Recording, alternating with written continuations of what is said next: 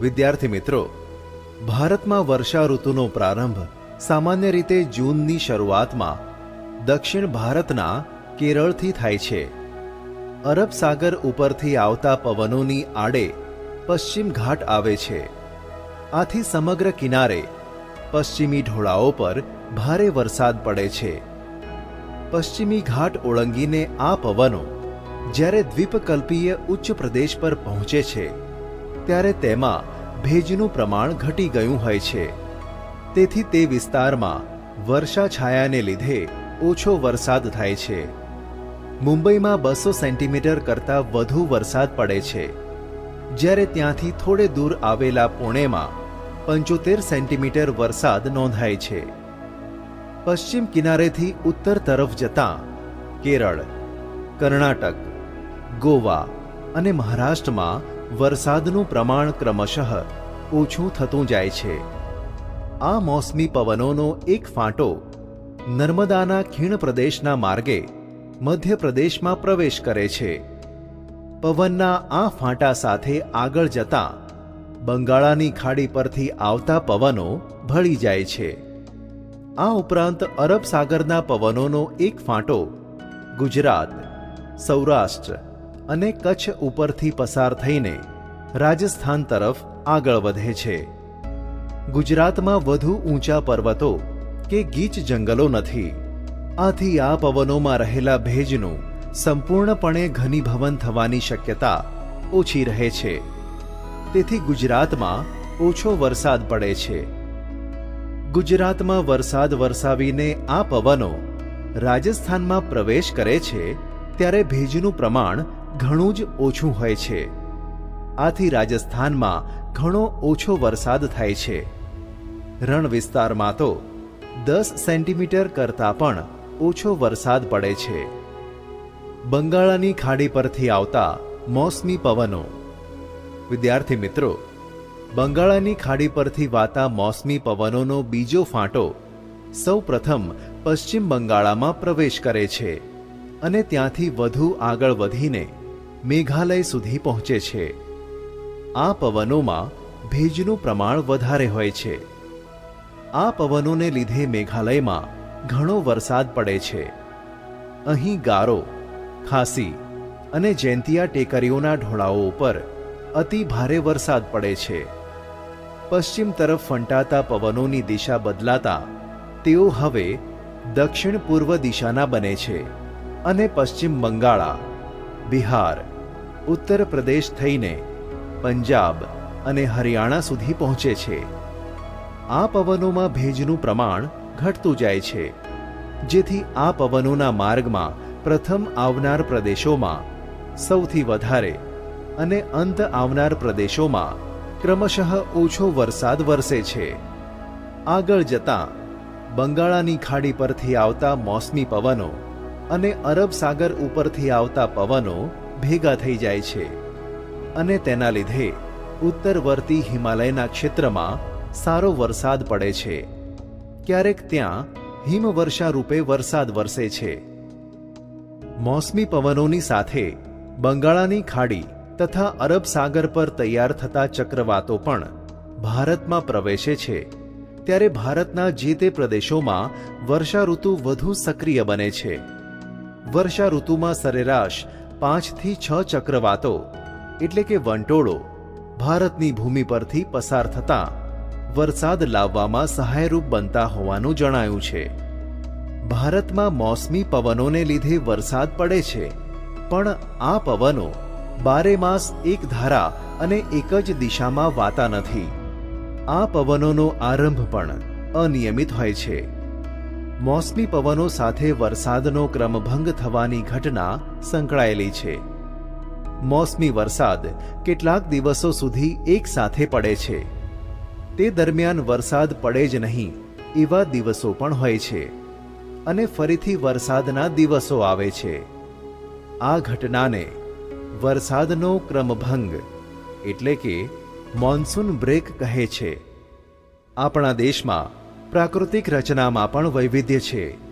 આ બધી બાબતોની અસર વરસાદના વિતરણ પર થાય છે.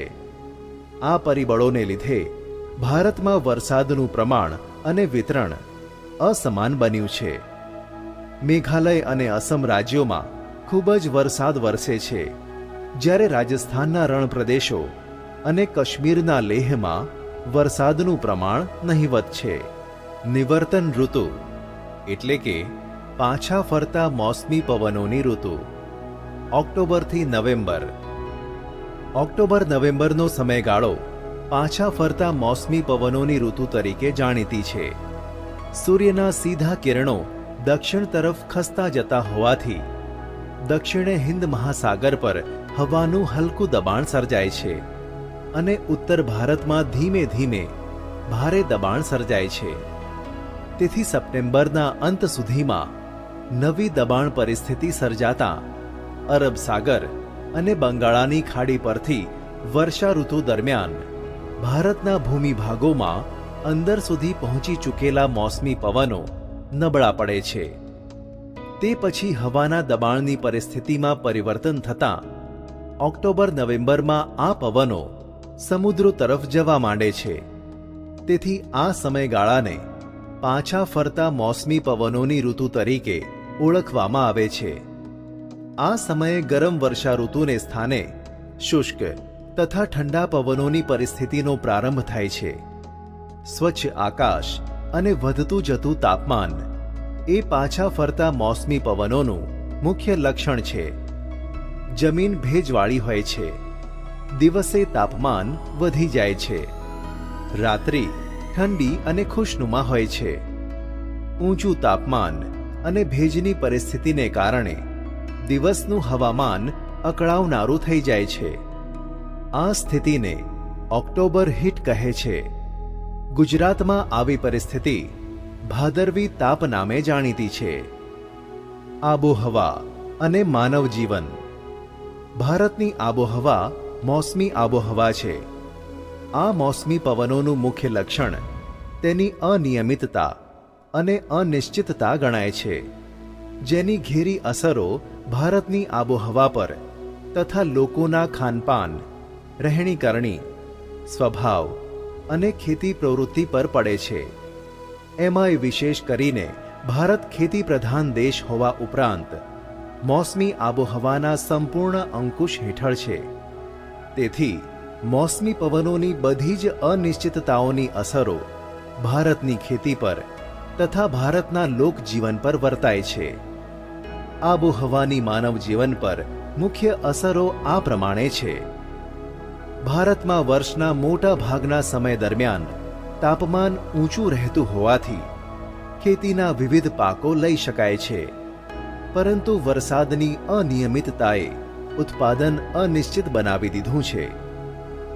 જૂનથી સપ્ટેમ્બરના ગાળામાં જ મોટા ભાગનો વરસાદ પડી જતાં સિંચાઈની સગવડ ન હોય ત્યાં માત્ર વરસાદને આધારે એક જ પાક લઈ શકાય છે. વર્ષા ઋતુની શરૂઆત તથા સમાપ્તિ અનિશ્ચિત હોય છે. તેથી ખેતીને ઘણીવાર યોગ્ય સમયે વરસાદી પાણી મળતું નથી. આવા વિલંબથી બિયારણ કે પાક બળી જાય છે. તેથી ખેત ઉત્પાદનને અસર પહોંચે છે. ક્યારેક અતિવૃષ્ટિ થાય છે, એટલે કે ઓછા સમયમાં વધુ વરસાદ પડી જાય. આને લીધે પણ પાક નાશ પામે છે. નદીઓમાં પૂર આવે છે, તેથી જમીન ધોવાણ થાય છે અને લાંબા ગાળે ખેત ઉત્પાદનમાં ઘટાડો થાય છે. વરસાદની ઋતુ પૂરી થયા પછી ખેત મજૂરો માટે આજીવિકાનો પ્રશ્ન ઊભો થાય છે. બારે માસ ખેતીનું કામ રહેતું ન હોવાથી ઘણા ખેત મજૂરો શહેરો તરફ સ્થળાંતર કરી જાય છે. ખેતી આધારિત ઉદ્યોગો, દાખલા તરીકે કપાસ, શેરડી, તમાકુ વગેરેમાં વરસાદની અનિયમિતતાથી કાચો માલ ન મળવાથી આ ઉદ્યોગોમાં મુશ્કેલી ઊભી થાય છે. અનિયમિત વરસાદને લીધે પીવાના પાણીની સમસ્યા પણ કપરી બને છે. રણ વિસ્તાર કે પહાડી પ્રદેશમાં જીવન હાડમારી ભર્યું બને છે. આમ આબોહવાની ગાઢ અસર માનવ જીવન પર થાય છે, જેની સીધી અસર માનવ જીવનના ખોરાક, પોશાક, વ્યવસાય અને રહેઠાણ પર થાય છે.